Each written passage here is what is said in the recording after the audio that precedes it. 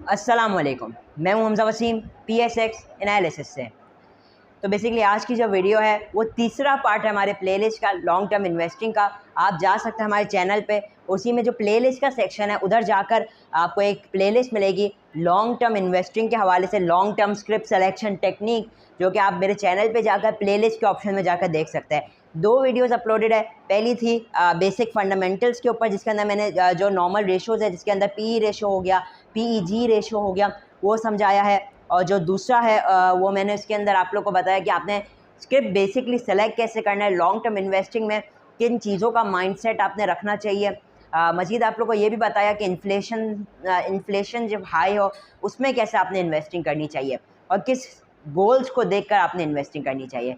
तो आज का जो ये तीसरा पार्ट है उसके अंदर इंशाल्लाह आपको इंट्रिंसिक वैल्यू निकालना सिखाया जाएगा, वैल्यूएशन कैसे दें हम शेयर को वो भी सिखाया जाएगा कि शेयर की जो असल वैल्यू है, हम क्या शेयर को महंगा ख़रीद रहे हैं या सस्ता ख़रीद रहे हैं, उसकी जो रियल वैल्यू है वो क्या है। और हमारी यही कोशिश होगी कि हम उन शेयर्स को टारगेट करें जो अपने इंट्रिंसिक वैल्यू से नीचे मिल रहे हैं और जिनकी एक अच्छी वैल्यू समझी जाती है।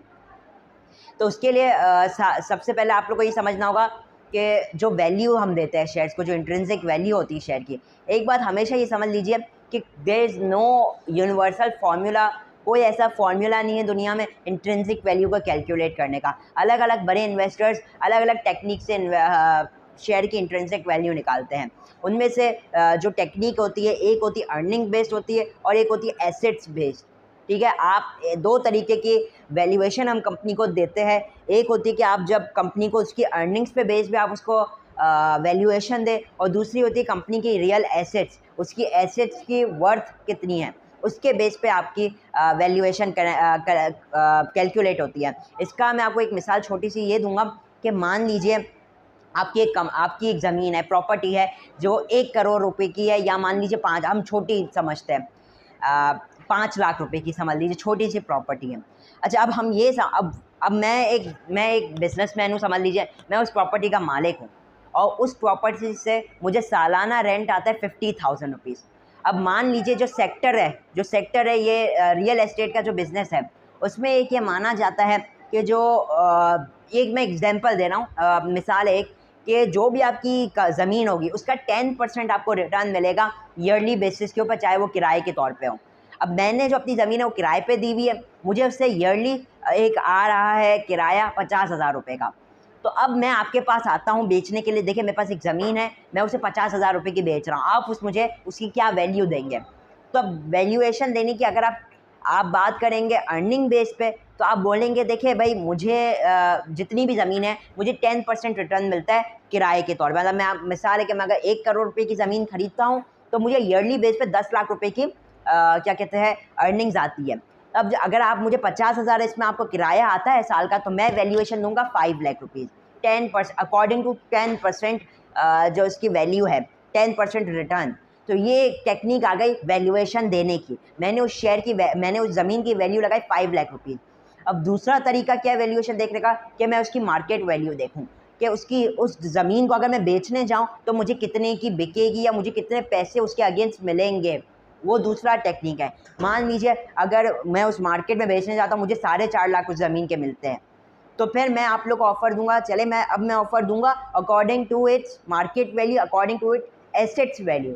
एसेट्स का कुछ भी हो सकता है, चाहे अब मैं कंपनी की अगर बात करूं तो कंपनी में जो एसेट्स होंगे वो आपकी मशीनरीज हो सकती है, वो आपकी जो ज़मीन है वो हो सकती है, वो उसके कैश हो सकता है जो उसके बैंक में है, वो आपका एक हो सकता है, उसकी जितनी भी मतलब समझ लीजिए उसने बॉन्ड्स में इन्वेस्ट किया हुआ है अगर, तो वो भी एक उसमें आ जाएगा। बहरहाल वो पे थोड़ा सा नॉन इस्लामिक में चला जाएगा। बहरहाल अभी जो आपको मेन चीज़ समझने की थी वो बेसिकली ये थी कि किस तरीके से आपने वैल्यूएशन देनी। तो हमने को 2 टेक्निक पता चले, इससे कहीं ज़्यादा बहुत सारी टेक्निक्स है वैल्यूएशन देने की कंपनी को। मैं आज की वीडियो में 2 टेक्निक्स को बेसिकली सिखाऊंगा, जो कि बिल्कुल ईजी ज़बान में सिखाऊंगा।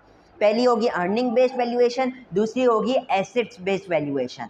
सबसे पहले हम मूव करेंगे अर्निंग बेस्ड वैल्यूएशन के ऊपर। उसके लिए इसका जो बेहतरीन तरीका है, सबसे पहले हम जो भी कंपनी सेलेक्ट कर रहे होंगे, मान लीजिए देखिए लॉन्ग टर्म के लिए आपने कोशिश होनी चाहिए उस सेक्टर को आपने उस सेक्टर को पिक करना है। सबसे पहला आपका पॉइंट होना चाहिए सेक्टर पिकिंग।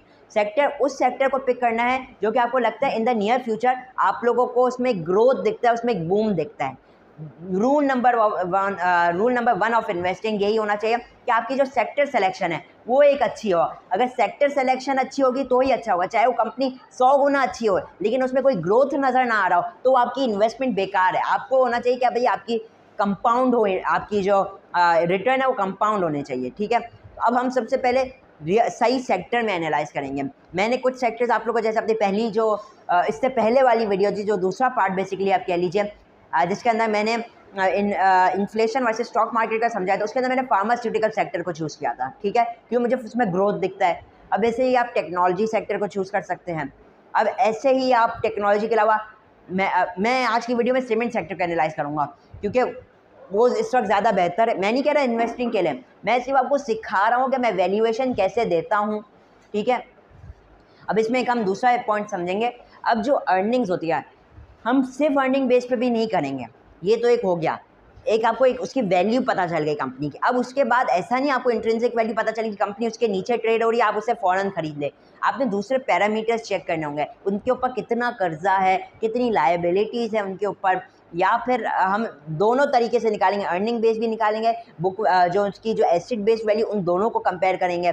दूसरा एक और टेक्निक क्या हो सकता है कि हम उसका कैश फ्लो चेक करेंगे कि ऑपरेटिंग कैश फ्लो वो कितना है, वो कंपनी कमा ऑपरेटिंग कैश फ्लो से कितना रही है। क्योंकि हमने बहुत बार देखा है कि कंपनी 20-20 रुपये भी कमा रही होती है, वो कंपनी 10 रुपये की, मान लीजिए 100 रुपये की, वो 20 रुपये 30 रुपये भी कमा रही होती है, लेकिन उनके पास कैश ही नहीं होता, वो कैश फ्लो उनका 2 या 4 या 5 रुपये होता है। तो ये चीज़ें होती है। एक बात हमेशा याद रखें, अर्निंग पर शेयर जब भी आप शो करवाएंगे ना, कंपनी कब उसमें ना ऊपर नीचे कर सकती है, ठीक है ना।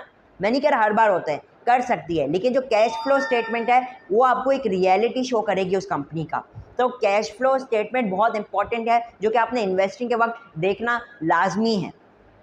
हम उसकी तरफ भी आ जाएंगे, टाइम बचेगा तो मैं इंशाल्लाह आज कैश फ्लो स्टेटमेंट को भी डिस्कस कर लूँगा। अब आ जाते हैं हम वैल्यूएशन टेक्निक के ऊपर। इसके लिए मैं कैमरा थोड़ा करीब भी ले आऊँगा ताकि हम थोड़ा टीवी स्क्रीन पे देख सकें कि किस तरीके से हमें वैल्यूएशन देनी है। तो ये हम आ चुके हैं टीवी स्क्रीन के ऊपर। आप मेरा यूट्यूब चैनल देख सकते हैं। आपको मेरी वीडियो अच्छी लगी हो तो लाइक और सब्सक्राइब ज़रूर कीजिएगा। ये मेरे चैनल पे जाकर प्लेलिस्ट के ऑप्शन में जाकर आप ये एक प्लेलिस्ट देख सकते हैं, long term script selection technique. इसके अंदर अभी तक 2 वीडियोज़ है, ये वीडियो को मिलाकर 3 हो जाएंगी। अब हम चलते हैं कि हम कैसे, किस हिसाब से, किस वेबसाइट पे जाकर हम किसी कंपनी, जो एक सेक्टर है, उसका एवरेज पीई रेशो निकालेंगे। देखिए, हम सबसे पहले हम लोग को देखना होगा कि जो एक सेक्टर है उसका एक एवरेज रिटर्न कितना है। एक सेक्टर, जैसे आप मान लीजिए सीमेंट सेक्टर है, वो एवरेज रिटर्न कितना देती है, उस बेसिस के ऊपर पहले हम अर्निंग बेस्ड वैल्यूएशन टेक्निक सीखेंगे, जिसके ऊपर हम देखेंगे सबसे पहले कि जो एक सेक्टर है उसकी वैल्यूएशन क्या है। वो सेक्टर, जैसे सीमेंट सेक्टर का वो 10% मुनाफा देता है, तो दूसरी कंपनीज को हम उससे कंपेयर करेंगे। बहरहाल ये आपको टाइम बाय टाइम समझ में आएगा। सबसे पहले हम एक वेबसाइट खोल लेंगे, वो वेबसाइट है scstrade.com, ठीक है। आप लोग देख सकते हैं, मैं इधर लिख रहा हूँ scstrade.com, ये वेबसाइट है scstrade.com, ठीक है, सिर्फ SC है। अब हम इसे एंटर मार देंगे। अब आप देखेंगे हमारे पास ये scstrade.com की एक वेबसाइट खुल जाएगी, स्टैंडर्ड कैपिटल सिक्योरिटीज़ की। अब इधर हम आकर फंडामेंटल एनालिसिस का, जब आप खोल लेंगे scstrade.com, इधर आपको एक फंडामेंटल एनालिसिस का एक ऑप्शन मिलेगा। फंडामेंटल एनालिसिस के बाद हम आएंगे एक सेक्टर स्नैपशॉट। आप देख रहे हैं इधर सेक्टर स्नैपशॉट, हम सेक्टर्स के स्नैपशॉट पे आ जाएंगे और फिर ये हम लोग को सेक्टर का एक ये स्क्रीन दे देगा एक फ़िल्टर करने के लिए। अब हम इधर जाएंगे सेक्टर स्नैपशॉट पे, इधर हम लिख देंगे कोई सा भी सेक्टर, जैसे सीमेंट सेक्टर है, हम इसे, या फिर हम फार्मा सेक्टर भी कर सकते हैं। हम सीमेंट फ़िलहाल कर रहे हैं, इसको हम कर देंगे स्नैप। अब जैसे ही स्नैप का बटन दबाएंगे हमारे पास ये पूरा एक वैल्यूएशन आ गया कंपनी का। इंशाल्लाह आपके साथ एक फार्मूला भी शेयर किया जाएगा इन सबको कैलकुलेट करने का। देखिए, ओवरऑल PSX में 16 कंपनीज है, किसके अंदर, इस सीमेंट सेक्टर की कंपनी में। इसका जो एक्सपेक्टेड, इसका हम ये जो पीई है, ये जो पिछला आपका एनुअल गुजरा था, उस वक्त उसका पीई रेशो 7 था। अब जो एक्सपेक्टेड पीई रेशो है हम उसको देखेंगे, ठीक है। हम कंपनीज को एक्सपेक्टेड पी रेशो से एनालाइज करेंगे। एक्सपेक्टेड कुछ नहीं होता, बस वो है ना, लेटेस्ट का जो क्वार्टर होता है, जैसे अगर आपकी 2 क्वार्टर की अर्निंग 4 रुपये आई तो एक्सपेक्ट किया जाता है कि अगले 2 क्वार्टर की भी 4 आएंगी, तो सालाना आपकी हो गई 8 रुपये अर्निंग, तो ये एक्सपेक्टेड होता है, तो मोस्ट लाइकली समवॉट आपकी यही आएगी। तो अभी जो हम देखेंगे सबसे पहले वैल्यूएशन में expected P ratio. Expected P ratio जो है वो है 5.14, ठीक है। अब हमें पता चल गया जो इस सेक्टर का जो पीई है वो 5.14 है। आप इसका मतलब समझे तो देखिए, मैंने जो बेसिक फंडामेंटल की वीडियो बनाई थी, मेरे चैनल पे जा सकते हैं प्लेलिस्ट के अंदर, उसके अंदर आपको मैंने पीई रेशो काफ़ी अच्छे तरीके से समझा दिया। इसका मैं अगर आपको एक सिर्फ छोटा सा मिसाल दे दूं तो इसका मतलब यही है कि इसका बेसिकली जो मतलब है वो ये कि आप 1 रुपये कमाने के लिए आप 5 रुपये दे रहे हैं, जो कि अराउंड 20% बन जाता है। मतलब कि 100 रुपये पे आपको 20 रुपीज़ की अर्निंग हो रही है, अप्रॉक्सीमेटली 20% की कंपनी कमा रही है। ये इस सेक्टर का बेसिकली एक एवरेज है कि भाई ये कंपनी 20% कमाती है। अब ये हम लोग पता चल गया एक्सपेक्टेड पी। अब हम नीचे आएंगे, स्क्रॉल डाउन अगर करेंगे तो आपको ये सारे सिंबल्स देखने को मिलेंगे। मैं नीचे स्क्रॉल डाउन कर देता हूँ, आपको सारे कंपनियाँ मिल जाएंगी जिसके अंदर ACPL है, फिर चिराट है, फिर दीवान है, फिर DG खान हो गया आपका, फिर आपका Fauji cement, Fecto cement, Flying cement, Kohat cement, Lucky cement, Maple Leaf, Pioneer cement, Power cement और सेफ मिक्स कंक्रीट। अब आपकी क्या कोशिश होनी चाहिए? देखिए, आपकी ये कोशिश होनी चाहिए जो भी आप सेक्टर कोई सी भी कंपनी चूज़ कर रहे हैं वो एक डिसेंट हो, वो बहुत ज़्यादा मतलब एक बड़ी कंपनी हो, छोटी कंपनी ना हो, न्यूली कंपनी ना हो। तो अगर आप न्यूली कंपनी में इन्वेस्ट करेंगे तो वो एक रिस्की होगा। ऑल्दो उसके अंदर ग्रोथ अपॉर्चुनिटी ज़्यादा होंगे, रिवॉर्ड के चांसेस उसमें ज़्यादा होंगे, लेकिन रिस्क भी ज़्यादा होगा कि आपका पैसा ज़ीरो भी हो सकता है, आपका पैसा डबल भी हो सकता है। बेहतर है जो सेफ इन्वेस्टमेंट कर रहे हैं वो एक डिसेंट साइज़ कंपनी में इन्वेस्ट करें, ठीक है, जो पुरानी है, जो जानी मानी, जैसे इसमें आपका लक्की हो गया, DG खान बहुत मशहूर कंपनी है, फ्लाइंग एक बहुत मशहूर है, आपका मैपल लीफ बहुत मशहूर कंपनी है, इसी के साथ आपकी जो फौजी सीमेंट है ये भी एक बहुत मशहूर कंपनी है। अब आप यहाँ पे देख रहे होंगे expected P ratios, expected P ratios. अब आपको मैं एक फॉर्मूला भी बताऊंगा, उससे पहले आपने जो भी कंपनी में आप इन्वेस्ट करना चाह रहे हैं, जिसकी भी आप इंट्रिंसिक वैल्यू जानना चाह रहे हैं, अब उस वैल्यू को उस कंपनी को ढूंढ लेंगे। जैसे अगर मैं जानना चाह रहा हूँ फौजी सीमेंट की, मैं जानना ये चाह रहा हूँ कि फौजी सीमेंट की क्या इंट्रिंसिक वैल्यू है। आपने ध्यान में रखना है कि इधर जो प्राइस लिखी हुई होगी आपने वही चूज़ करनी है, लेटेस्ट मार्केट प्राइस नहीं चूज़ करनी है, ऑल्दो अपडेट हो जाएगा, लेकिन क्योंकि जो ये इसका मैं इतना डिटेल में नहीं जा रहा, जो मैं आपको कह रहा हूँ अभी आपने वो समझना है, ठीक है। जो 5.7 आप ये देख रहे हैं ना, इसका जो एक्सपेक्टेड पी वो 3.66 है। क्या सेक्टर के पी से ये नीचे मिल रहा है? सेक्टर के पी से ये नीचे मिल रहा है, मतलब ये आपको सस्ते भाव में मिल रहा है। या आपको 1 रुपये कमाने के लिए आपको 3 रुपये तकरीबन 60 पैसे आपको डालने पड़ेंगे 1 रुपये कमाने में, जहां आपको एवरेज जो है 5 रुपये डालने पड़े 1 रुपये कमाने के लिए। तो ये आपको सस्ता मिल रहा है अकॉर्डिंग टू सेक्टर वाइज, ठीक है। अब हम इसकी वैल्यूएशन निकालना चाहेंगे। अब जो मैं आपको फॉर्मूला बता रहा हूँ उसमें ध्यान में आपने फोकस में रखना है। अब जो फॉर्मूला है वो ये है कि जो आपको रेट, जो आप कंपनी सेलेक्ट कर रहे हैं फौजी सीमेंट जैसे, तो आपको जो रेट यहाँ लिखा हुआ है 14.36, ठीक है, आपने यही रेट लेना है। और आपको मैं जो फॉर्मूला बता रहा हूँ, जो रेट ऑफ द कंपनी 14.36 इधर हो गया, इसको आप मल्टीप्लाई करेंगे किससे? सेक्टर के पी रेशो से। सेक्टर का क्या पी रेशो है? एक्सपेक्टेड। हाँ, देखिए ये जो है ना, ये क्रैश मार्केट का है। वैसे तो सेक्टर का वर्ल्ड वाइड देखेंगे तो 20 का भी होता है, 30 का भी होता है। ये क्रैश मार्केट में जो हम इसकी वैल्यूएशन निकाल रहे हैं, इसलिए हम क्रैश मार्केट है, इसलिए हम इसकी एसेट बेस्ड वैल्यू भी निकालेंगे। बहरहाल क्रैश मार्केट की आपको वैल्यूएशन ये मिल रही है। मार्केट सही होगी तो इसकी वैल्यूएशन डबल ट्रिपल चौपल भी हो सकती है, ठीक है ना। मैं बता रहा हूँ क्रैश मार्केट में वैल्यूएशन निकालना। अभी आपको दिख रहा है 5.14 है। तो अब हम क्या करेंगे, जो फॉर्मूला है वो ये है कि जो करंट, जो इधर रेट लिखा हुआ है, जो करंट मार्केट प्राइस समझ लीजिए, उसको मल्टीप्लाई करेंगे एक्सपेक्टेड पी रेशो से, जो कि है 5.14, और फिर हम इन सब को डिवाइड कर देंगे। जो इसका प्रोडक्ट आएगा, इसका जो आंसर आएगा, हम उसको डिवाइड कर देंगे किससे? इसके एक्सपेक्टेड पी रेशो से। जो फौजी सीमेंट का पी रेशो है एक्सपेक्टेड, वो है 3.66। अब आपको पता चल गया सेक्टर का जो इस कंपनी का पी रेशो 3.66 है। अब हम कैलकुलेटर खोल लेंगे, कैलकुलेटर में ये वैल्यूज डाल देंगे। कंपनी का क्या रेट है? 14.36। हम इसे मल्टीप्लाई कर देंगे सेक्टर के पी रेशो से 5.14, एंटर कर देंगे, 73.81 आ गया। अब हम इसे डिवाइड कर देंगे इस कंपनी के जो एक्सपेक्टेड पी रेशो है 3.66, अब जो हमारे पास आंसर आया 20.16, ये बेस्ड ऑन अर्निंग्स इसकी इंट्रिंसिक वैल्यू निकली है फौजी सीमेंट की, ठीक है। अब हमें पता चल गया जो फौजी सीमेंट की जो इंट्रिंसिक वैल्यू है अकॉर्डिंग टू इट्स अर्निंग वो निकल रही 20 रुपये 16 पैसे, और अभी कितने पे मिल रहा है 14.36, तो it could be a better deal right now. बहरहाल हम दूसरी चीज़ों को हम करेंगे, लेकिन इस वीडियो में फ़िलहाल जो मकसद है वो ये है कि जो कंपनी है बेसिकली उसका हम इंट्रिंसिक वैल्यू कैसे निकालें। मैं नहीं कह रहा हम इस कंपनी में अगर आपको इंट्रिंसिक वैल्यू से नीचे मिल रहा हो तभी आपने इन्वेस्टिंग करनी है, आपने मेरी बाकी वीडियोस भी देखने कि हम किस बेसिस पे इन्वेस्टिंग करेंगे, लेकिन अभी सिर्फ इधर इंट्रिंसिक वैल्यू निकालना सिखा रहा हूँ। तो ये हो गई अर्निंग बेस्ड। अब बात करें sector based, sorry assets based. फौजी सीमेंट अभी बेटर डील पे मिल रहा है। अब हम जो बात करेंगे वो होगा उसकी एसेट्स बेस्ड, जो उसकी ज़मीन है उसकी ओवरऑल पर शेयर वैल्यू कैसे निकलती है, वो मैंने अपने पिछली ही वीडियो में बताया है, उसको कहते हैं बुक वैल्यू।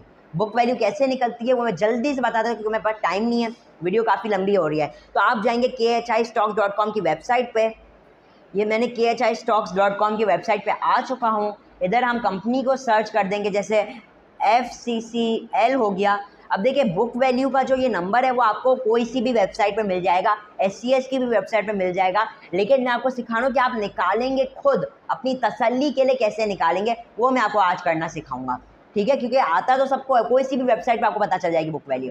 अभी खुल गया है फौजी सीमेंट का बेसिकली टैब। अब इधर हम जाएंगे बेसिकली फाइनेंशियल एनालिसिस पे, रेशियो इधर लिखा हुआ होगा, आप देख सकते हैं इधर भी। ऑल्दो ये अकॉर्डिंग टू 2021 इसकी जो बुक वैल्यू थी 16.87 थी, लेकिन अब हम खुद निकालना सीखेंगे। अब इधर आएंगे हम, आप देख रहे हैं इधर कैश फ्लो लिखा हुआ होगा, इनकम स्टेटमेंट होगी। तो अब जो हम आ गए हैं आप देख सकते हैं बैलेंस शीट, इधर ऑप्शन होगा, बैलेंस शीट को आपने क्लिक करना है।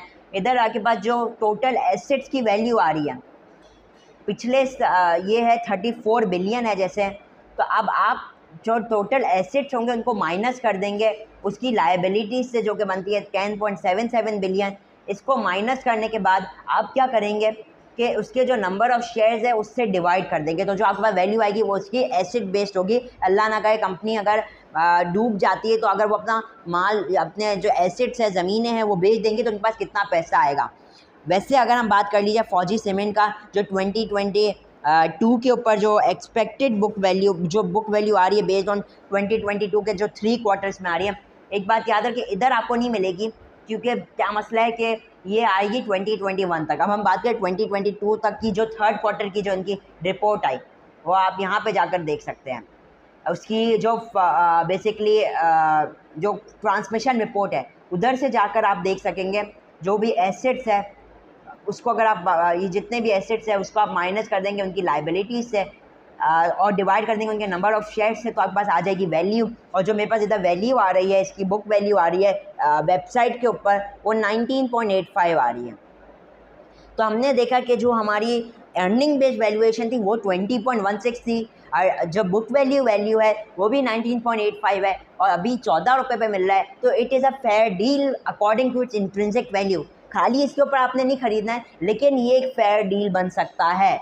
ये मैंने आपको एक टेक्निक सिखाई है। अब आपने ये सब के बाद आपने चेक करना है cash flow statement. Cash flow statement में आपने चेक करना है कि उसकी जो कैश फ्लो है, क्योंकि कभी कभार जैसा आपको मैंने बताया था शुरू में भी कि कंपनी 20 रुपये भी कमा रही है तो इनके पास कैश सिर्फ 5 रुपये का होता है। तो ये सबसे एक इम्पॉर्टेंट चीज़ है। तो हम आ जाएंगे cash flow from operating activities. आप ये देख रहे हैं मैं इसकी ट्रांसमिशन रिपोर्ट पे आया हुआ हूँ। आप इसकी ट्रांसमिशन रिपोर्ट dps.psx.com की वेबसाइट पर देख सकते हैं, FCCL कंपनी लिख कर। आप यहाँ पे अगर आएंगे transmission of 3rd quarterly for the period ended 31 मार्च, आप PDF पे क्लिक करेंगे तो आपके पास ये PDF खुल जाएगा। इसके आप ढूंढते रहिए तो आपको इधर कैश फ्लो का एक पार्ट मिलेगा जो कि फॉर दिस सब्जेक्ट ये 14 पे है, ये जो है वो 14 पेज पे मौजूद है। बहरहाल आप यहाँ पे देख सकते हैं स्टेटमेंट ऑफ कैश फ्लो। अब कैश फ्लो में हमें सबसे पहले क्या करना है, cash flow from operating activities, यहाँ लिखा हुआ है net cash generated from operating activities. तो ये है 5.6 मिलियन, जिसके आगे द ऊपर लिखा है रुपीज़ इन 1000 है। तो 5.6 मिलियन के अगर हम आगे 1000 डाल देंगे तो हमारे पास आ जाएगी इसकी ओवरऑल ऑपरेटिंग कैश फ्लो। उसे हम डिवाइड कर देंगे नंबर ऑफ़ शेयर्स से, जो कि मैं अगर कैलकुलेट करूँ, ये मेरा कैलकुलेटर ओपन है। अब हम इसके अंदर लिखेंगे सबसे पहले इसकी जो अर्निंग हुई, कितनी कैश फ्लो है 5.607351, उसके आगे 3 ज़ीरो डाल देंगे। वो हमेशा नहीं होगा, आपको ऊपर लिखा हुआ होगा कि या तो ये 3 ज़ीरो है, 2 ज़ीरो 1 ज़ीरो है, वो सब आपको लिखा हुआ होगा। हमारे पास ये वैल्यू आ गया। अब हम इसे डिवाइड कर देंगे इसके नंबर ऑफ़ शेयर से, टोटल नंबर ऑफ़ शेयर। आप जाएंगे अगर dps.psx वेबसाइट पे, आपको उधर लिखा आएगा ओवरऑल जो नंबर ऑफ़ शेयर है 1.379 बिलियन शेयर्स है। ठीक है, अब आप इसे डिवाइड कर देंगे 1.379 बिलियन से। मैं अगर डिवाइड कर दूँ इसे एग्जैक्टली अगर हम नंबर निकालेंगे इसका 1379815 एंटर, तो इसके पास जो कैश फ्लो है वो भी अच्छा है 4 रुपये का। आप इसको भी मतलब कि पी रेशो से निकाल सकते हैं। 9 मंथ्स का आया है, अगर ये 9 मंथ्स के इसने 4 रुपये कमाया है, मतलब कि अकॉर्डिंगली अगर हम इसे डिवाइड बाई 3 कर दें, ठीक है, डिवाइड बाई 3 कर देंगे तो पर क्वार्टर इसने 1.35 अप्रॉक्सीमेटली जनरेट किया है, जिसको अगर हम मल्टीप्लाई बाई 4 कर देंगे तो हमारे पास 5.4 रुपीज़ आ जाएगा, जो इसने ईयरली एक्सपेक्टेड कैश फ्लो हो गया। ये जो आया ना, हमने 4 क्वार्टर का कर दिया, इसका मतलब ये एक्सपेक्टेड कैश फ्लो 5.41 है।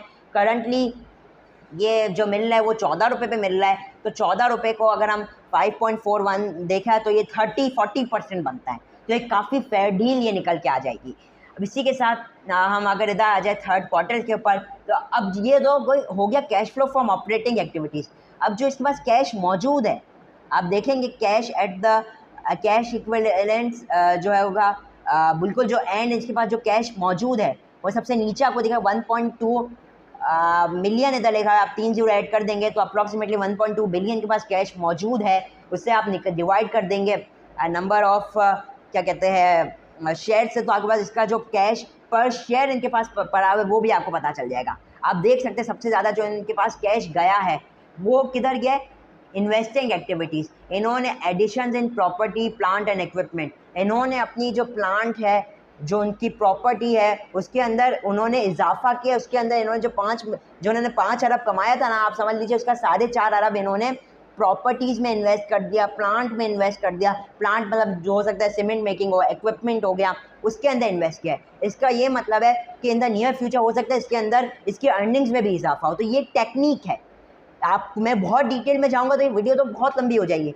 फिलहाल के लिए आपको एक ओवरव्यू दे दिया आपने कैसे एनालाइज करना है। आप इधर देख सकते हैं 3 हिस्से होते हैं कैश फ्लो स्टेटमेंट के होते हैं। एक होता है cash flow from operating activities, एक होगा cash flow from investing activities, और एक होगा cash flow from financing activities. आप कोई सी भी कैश फ्लो खोल लें, कोई सी भी कंपनी की, उसके अंदर 3 ही कंपार्टमेंट्स मिलेंगे। आपने जो चीज़ देखनी है भाई आपकी ऑपरेटिंग एक्टिविटीज़ से आपका कितना कैश फ्लो जनरेट है वो आपको मैटर करेगा।